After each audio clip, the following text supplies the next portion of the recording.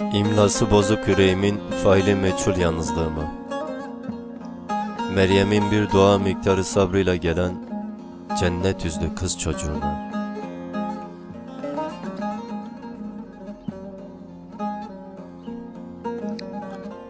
Firarı kaçınılmaz uçurum kenarı karanlığına, gaz lambası aydınlığını bırakan saçları örgülü, gözleri hüzün yüzlü kız çocuğuna diyemediklerim ol.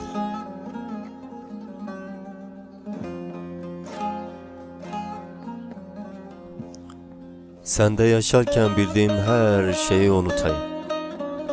Varlığın alfabesinde tek bir harf okurken, sensizliğin lügatında hiçliğimin ipinde sana kaybolayım.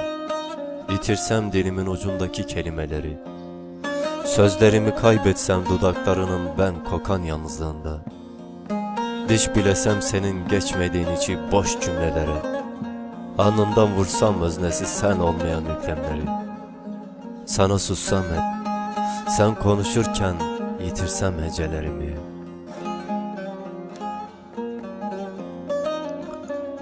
Sokul cümlelerime, başı dik yüreğinle ayaklandır damarlarımdaki donuk kanı. Lehçem ol söyleyemediklerimi. Senden başka yar, gözlerinden başka memleket bilmesin yüreğim.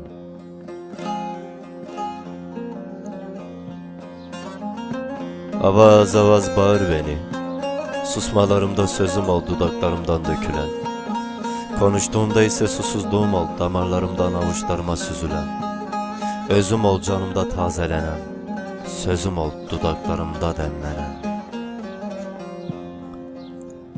Dağ başı yalnızlığına inat, sen benim umutlarım ol. Uçurum dibinde körelmiş ya da köretilmiş dilimin söyleyebildiği tek cümle ol. Bilirsin beni benden daha iyi, beni benden fazla düşünürsün her daim.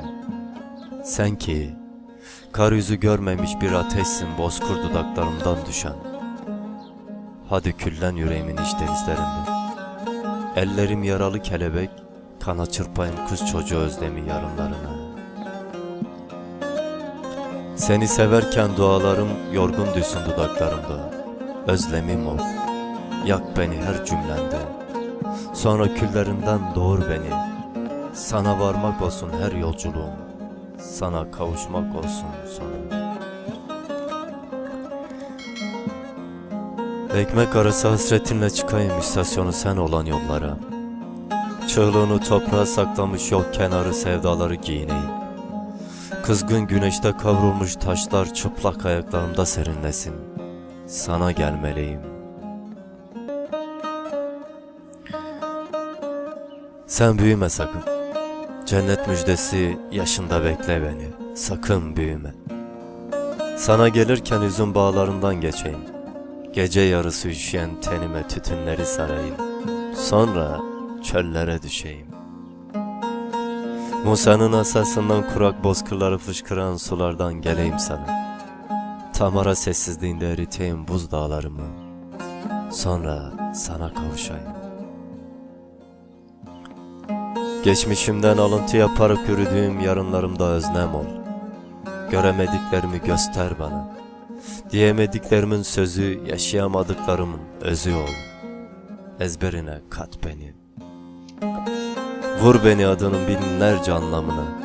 Savur beni ıslak saçlarına. Sonra da topla beni avuçlarına. Topuklarının sesini bırak susuzluğumun baş harfi yalnızlığına. Yazgıma, kaderime düş adını.